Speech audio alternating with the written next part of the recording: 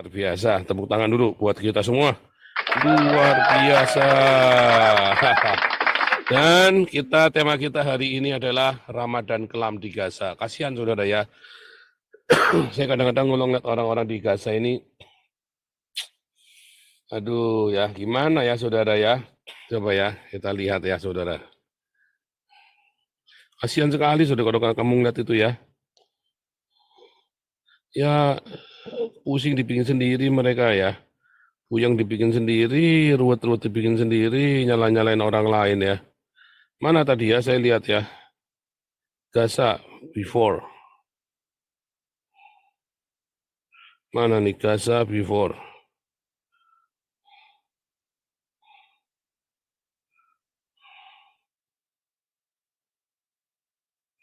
Ini kasihan sekali saudara.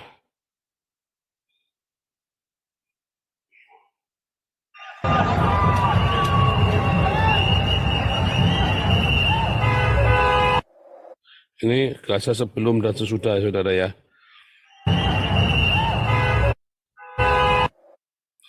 Ini ya, hancur saudara ya. Ini di pantai Gaza saudara ya.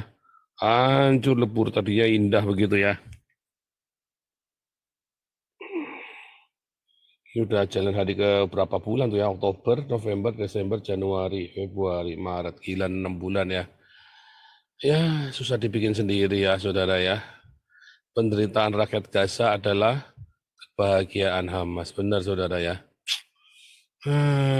Kadang-kadang saya melihat rata tanah saudara ya.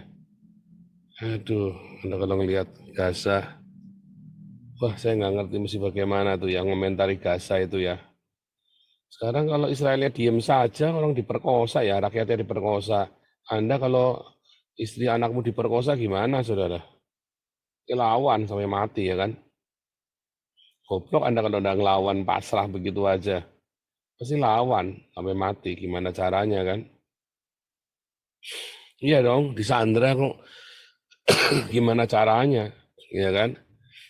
Ya jangan dong, kalau dia disandra ya dia mintanya apa kita kasih, ya goblok kamu. Ada orang nyandra anakmu, terus minta uang, kamu kasih. Besok nyandra nanti anakmu yang kedua minta uang lagi, kamu kasih lagi.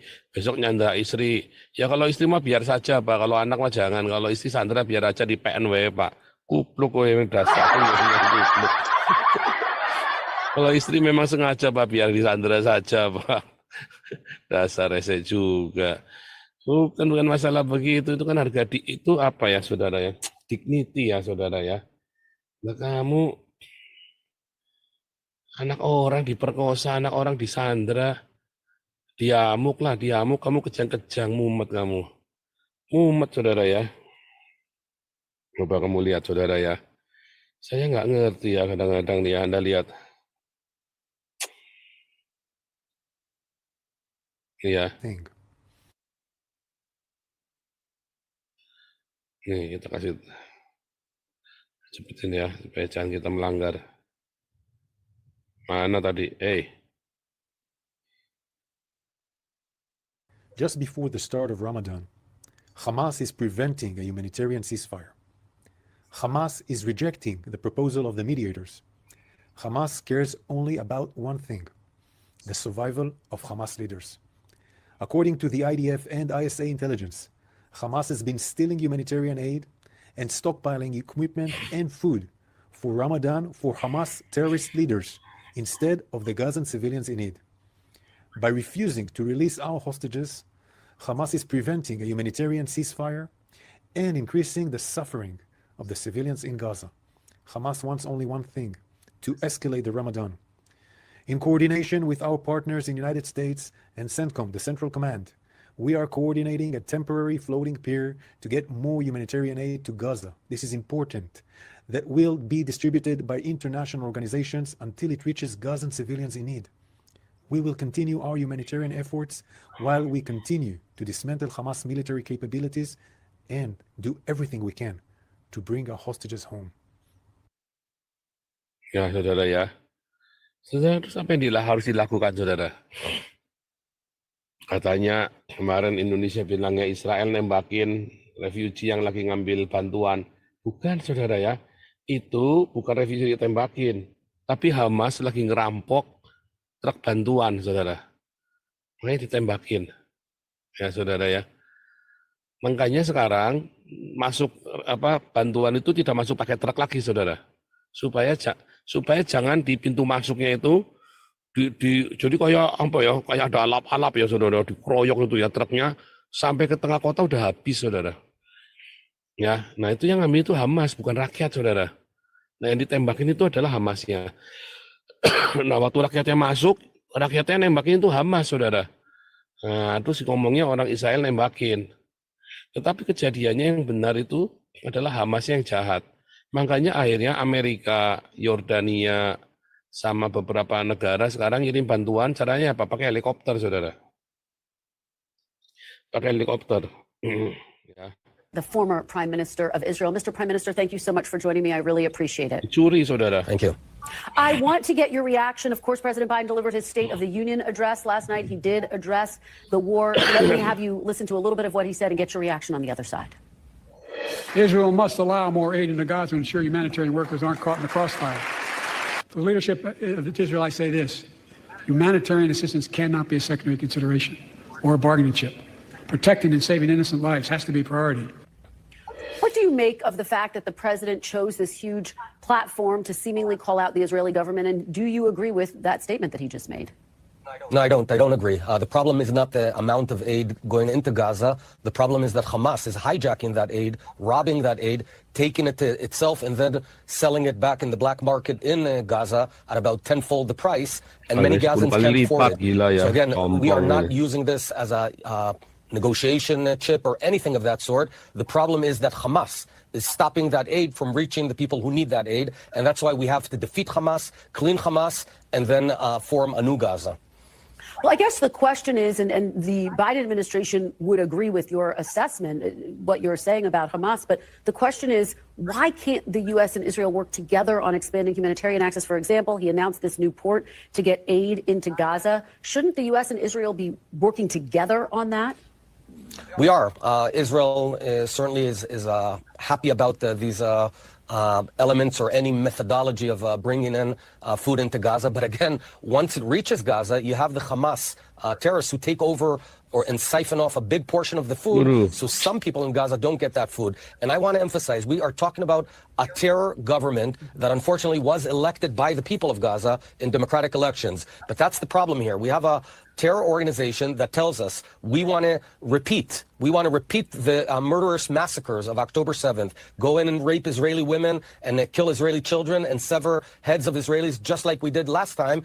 And that's why we have to eliminate this organization for the benefit of Israelis and the benefit of Gazans. And the best way to solve this problem is to accelerate the defeat of Hamas. Do you, though, I mean, given the scale of the humanitarian crisis that is unfolding inside Gaza, and I understand what you're saying about defeating Hamas, but does the Israeli government bear some responsibility for that and for the death toll that is mounting? And is there not more that the Israeli government can do to prevent the death toll from rising? We are bending over backwards to reduce as much as possible the death of civilians. However, Hamas is bending over backwards to increase the number of dead Gaza civilians by denying them food, by hiding behind civilians, sometimes shooting at its own civilians who want to run away from harm's way in areas that we afford them to do that. So you have an organization who is deliberately doing everything to ramp up the number of its own dead people. So then you'll ask me these questions and to apply pressure on Israel. What we need is to finish off Hamas. We're very much making progress, but now we're being stopped to some degree by the international community. This is a very bad idea because Hamas is the problem, not the solution. How do you respond to President Biden, though, who has said he thinks that Israel can do more? I think we're doing everything we can. I don't agree with that statement. President Biden is a great friend to Israel, but on this specific issue, I think the best way to make this whole thing go away and solve the problem is to give us the leeway and the backing to finish the job of cleaning up Hamas so everyone in this region can live peacefully, and it is possible. I would like to talk to you about the discussions that are underway to try to secure the release of more hostages in exchange for a temporary ceasefire. Can you give us a status update? Because Our latest reporting is that those negotiations had hit a significant roadblock. Do you think there is any expectation that a deal can be reached by Ramadan, which starts next week? I think the chances, unfortunately, are low because Hamas is saying no. We had agreed on a program which would indeed release some of the hostages in return for a temporary ceasefire for a few weeks. America and the international community endorsed this plan, and Hamas is saying no. So given that, does that mean that a ground invasion into Rafah is all but inevitable at this point next week? And doesn't that just mean that the civilian death toll will rise even farther? Well, the only reason that we need to go to Rafah is to clean up Hamas, where the remainder of Hamas is. I want to emphasize, we have absolutely no desire to enter Rafah or enter Gaza for that matter. We left Gaza about 16 years ago or more, 17 years ago. We have no territorial claims on Gaza. We've got nothing we want to do with Gaza. We just want to live in peace. It's Hamas that attacked us from the very Gaza that we handed the Palestinians, and they say explicitly we're going to do it again and again and again. So essentially, we have absolutely no choice but to defeat Hamas. I wish this were not the case, but it is a very cynical and very evil organization, terror organization, and we just really have no choice. And just to be very clear, does that mean that a ground invasion into Rafah next week? Should people be bracing for that sometime next week? And I know that there's going to be an attempt to try to get the civilians out of harm's way. How will that be possible? Where will they go?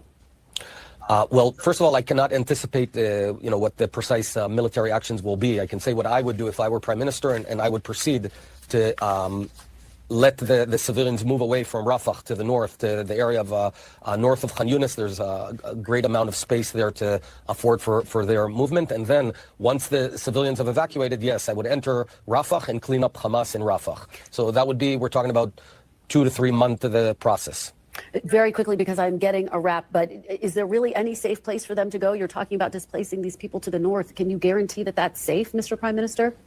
Yeah, there are safe havens that we do not attack because there's no Hamas infrastructure. This is not a good thing. I don't want to present this as if this is something that we want to do, that we enjoy doing. But if you had a terror state on your neighborhood, in your neighborhood, adjacent to where you're living, and they tell you, we killed your daughters, we raped your daughters and killed your sons, we're going to do it again. The only way to do away with it is to remove them. That's what we're facing. We have absolutely no choice. So, yes, that's what I would do. All right. Prime Minister Naftali Bennett, thank you so much for... Actually, you're a smart guy. I actually think you know your stuff. You're just so fixated that Israel's the problem. The problem in the Middle East, like I said, follow the money. The countries that are succeeding, the Qataris, even the Saudis these days, they're coming into the modern world. They're leaving the 6th century mentality behind and say, let's get into the 21st century.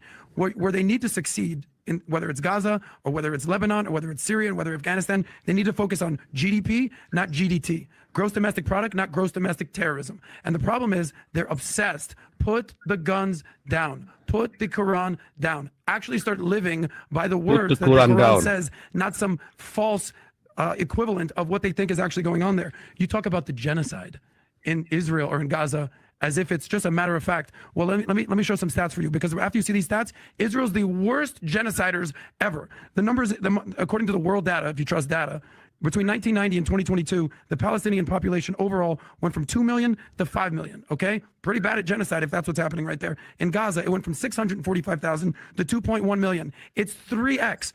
That ain't genocide to me. Now, do 20,000 people, 30,000 people needlessly killed during this bullshit war that was started by Hamas? Is that horrible? 1,000,000%. And any Jew or any Israeli... Give me that number again. 600,000 to what? 645,000 to 2.1 million. From what? From when to where? This is in 1990 to 2022. Do you know why they increased? Because they're having babies like crazy. No.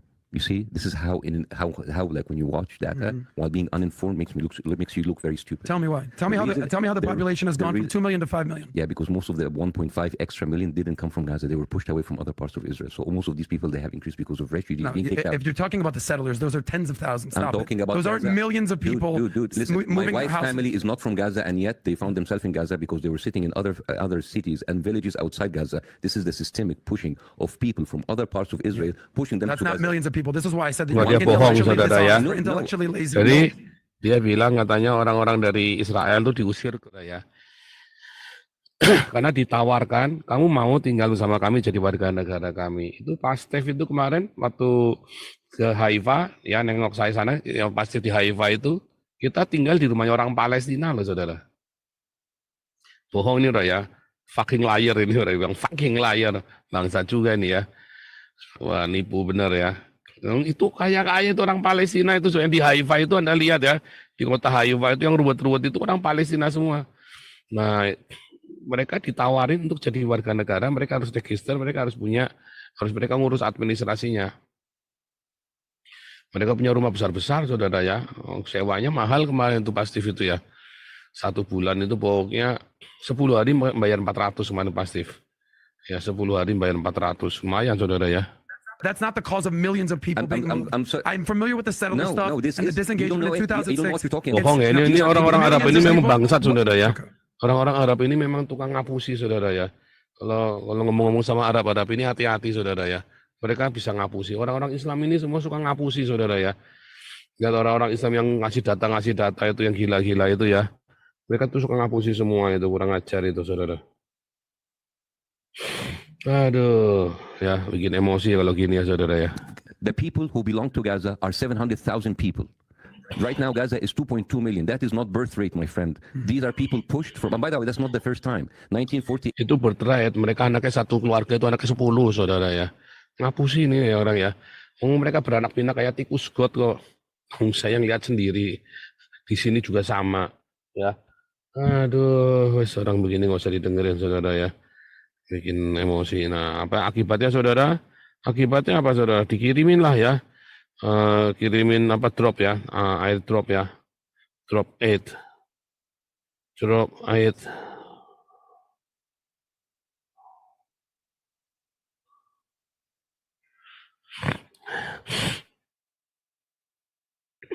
Ya, saudara ya. Itu dikirim ya, di drop airnya. Kenapa? Karena dirampok, saudara. Karena dirampok sama Hamas. Jadi mereka sekarang kirimnya apa? Dari udara di drop, saudara. Ya, supaya jangan dirampok. Jadi mereka langsung masuk ke tengah kota, langsung ke tengah pemukiman. Gimana akibatnya apa, saudara? Ini ada yang parasutnya nggak nyala. Ini bani orang, dasar orang ketiga, saudara ya. Gila ya, mati saudara orangnya ya.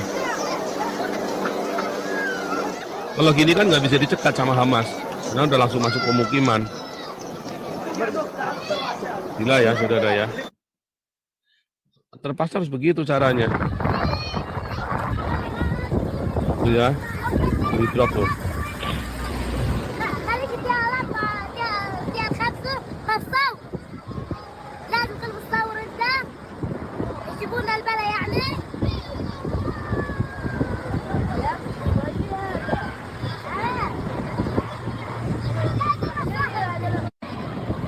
Di drop tuh ya, bahan batunya.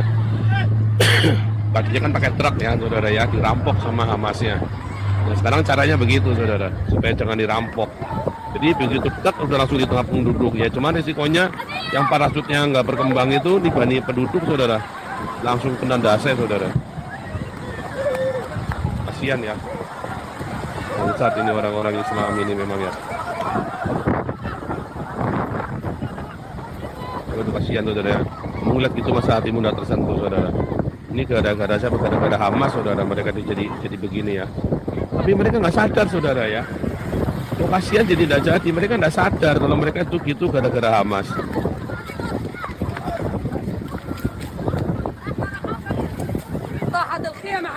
Caranya begitu supaya jangan dirampok, saudara ya.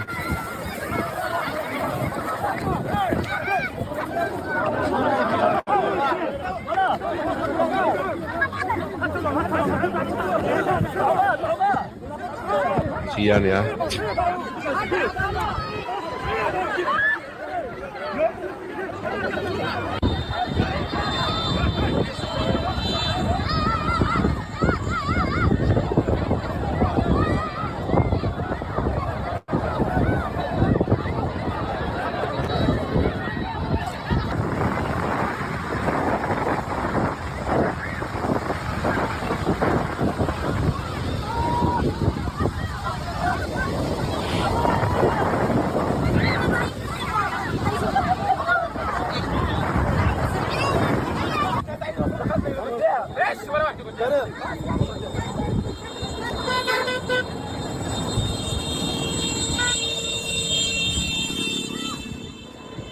Gila ya. Gitu ya.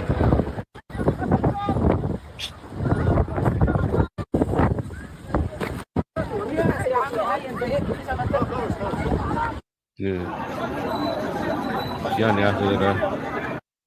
بدنا نفطر وما فيش يعني قول لي بدي هي ايه الاغراض ايه في السوق والله ما انا قادر اجيبه يعني هي ما فيش هي هي الحاجات اللي بنطبخ فيها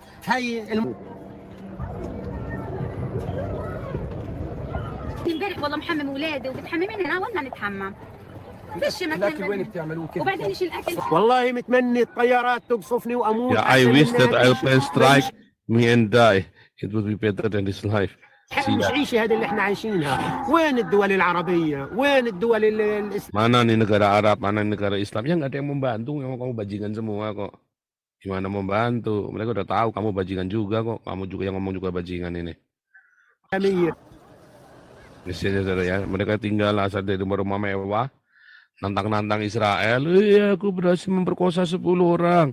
Mampus kamu sekarang, tinggalnya di tenda-tenda plastik begini. Kasihan nggak saudara? Enggak kasihan saudara. Mereka melakukan seperti itu, ulahnya mereka yang mendukung nggak. Mereka ini kan memilih Hamas menjadi pelindung mereka. Coba kalau dari awal mereka nggak mau, tidak approve kepada Hamas saudara, mereka nggak akan sengsara begini. Ya, jadi yang begitu kamu tidak bisa terus kasihan terus bagaimana, ya. Jangan ya nanti kita kena ban. Nah itu Pak Paul, itu kan barang dari US, dari Eropa. Kok nggak dibilang ini barang kafir? Barang kafir. Satu, kedua, itu udah sifat mereka di Indonesia juga. Suruh ngantri mana bisa. Nggak ngerti kata ngantri. Makanya banyak yang mati. Mati diinjak temennya, mati ketiban, itulah. Ya kan? Jadi pertanyaannya gini Pak Paul.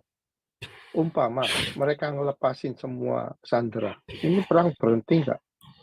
Udah pasti berhenti. Berhenti dengan sendirinya. Makanya kenapa mereka Israel juga takut kalau sandera dilepaskan semua, Israel pasti takut dia akan berhenti. Nggak punya alasan. Nggak punya alasan. Mereka kan justru ngasih alasan ke Israel buat ngeratain Gaza, makin diperpanjang makin habis Gaza. Makanya itu pertanyaan yang kita mesti tanya si Retno ini. Banyak bacot. Banyak bacot. Satu, kedua, kalau rakyat memang melawan Hamas kan bisa protes, kita nggak mau Hamas, kan beres perang dari dulu.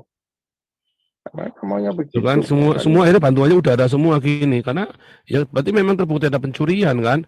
Semua ya dari Yordania, Amerika, dari Eropa, semua kirimannya langsung di drop ini.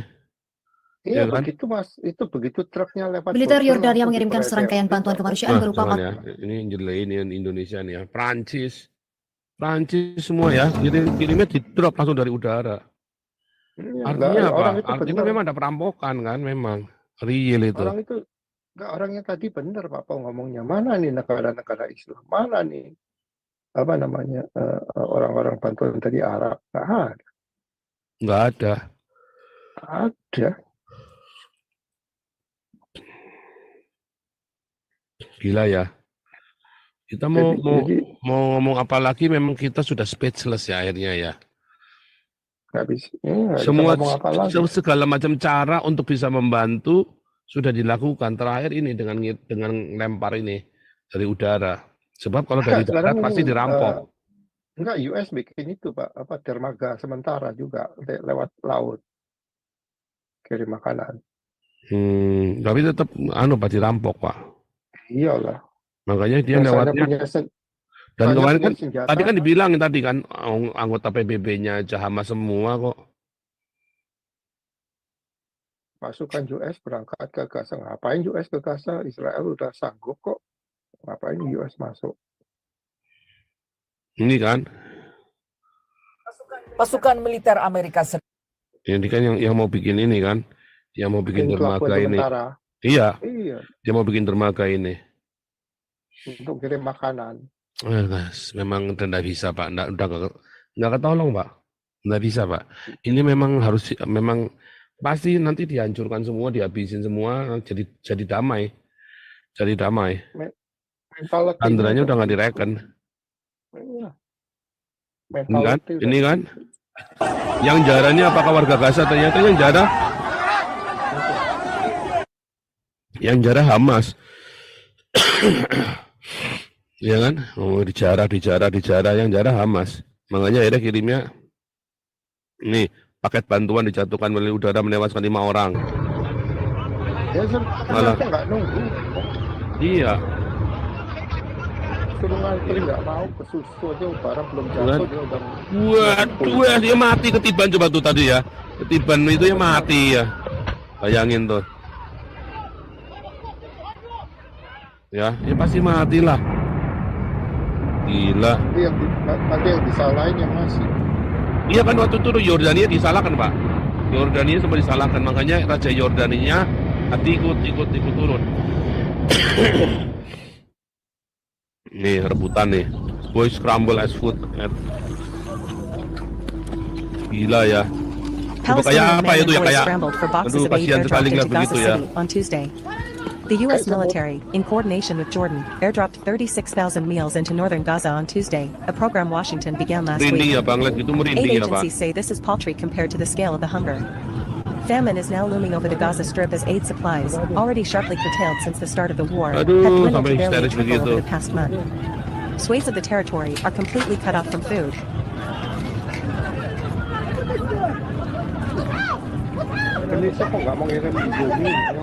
The United States military, in coordination with Jordan, Egypt, and France, airdropped more than 36,000 meals into northern Gaza on Tuesday, the second such delivery of aid that Washington has led since Saturday, when the U.S. dropped some 38,000 meals in the war-torn Palestinian enclave.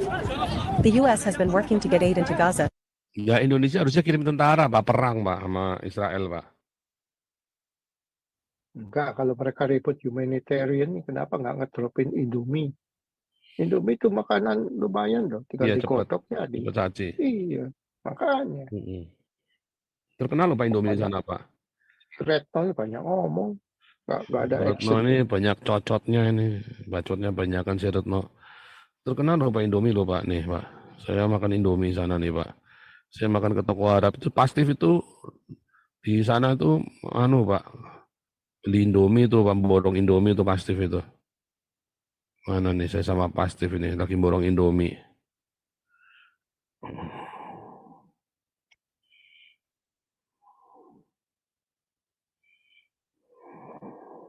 Mana ya? Indomie bagus, jangan beli yang dari Taiwan.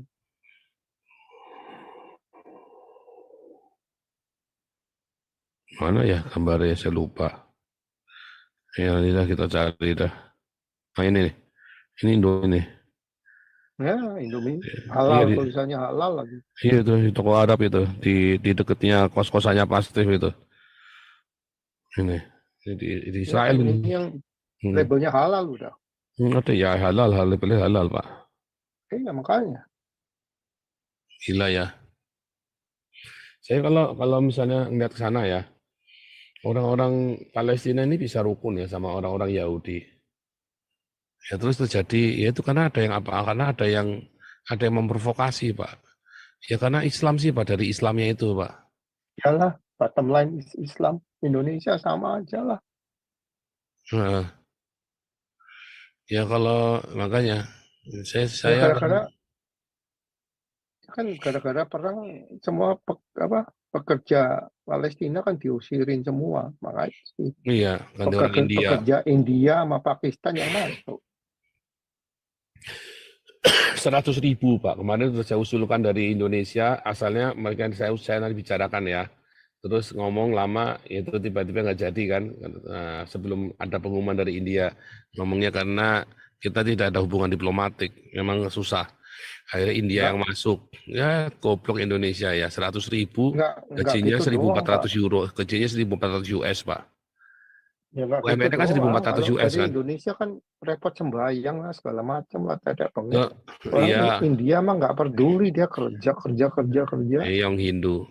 Ya, tapi harusnya ya itu ya stupid, kehilangan segala macam kesempatan Indonesia. Ya kan? Indonesia Iya, ada negara hubungan. Islam besar. Tapi memang ini sudah waktunya. Ini sudah waktunya nanti ya mudah-mudahan ini Prabowo punya nyali ya jadi ya. Karena kan semuanya sudah dibuka, pintu-pintu sudah dibuka, cuma tinggal ini aja. Lagian kan di sana kan Israelnya udah maju terus ini, udah nggak bisa apa-apa Pak. Hamasnya udah nggak bisa apa-apa, negara Arab yang nggak bisa apa-apa. Satu ini, tapi Kelar kok, semua. tapi udah mau masuk Rafah, tapi kan Yunis masih belum selesai kan saya Ya kan bingung. memang pelan-pelan Pak, diratain bener Kan Yunis dulu. Ya diratain satu-satu Pak. Maunya mereka kan sengaja dilama-lama Pak. Sampai rata habis tanah semua Pak. Yang goblok kan Hamas ya. Orang Israel maunya dilama-lama. Makin lama makin menderita rakyatnya. Ya kan? Mereka makin seneng Pak. Orang Israel ya Pak. Itu juga kebodohan Indonesia. Kalau TKI, TKW ke sana kan nggak mungkin diperkosa. Orang Israel kan anti yang begitu-begituan. Gila ya. Itu saya juga nggak mengerti cara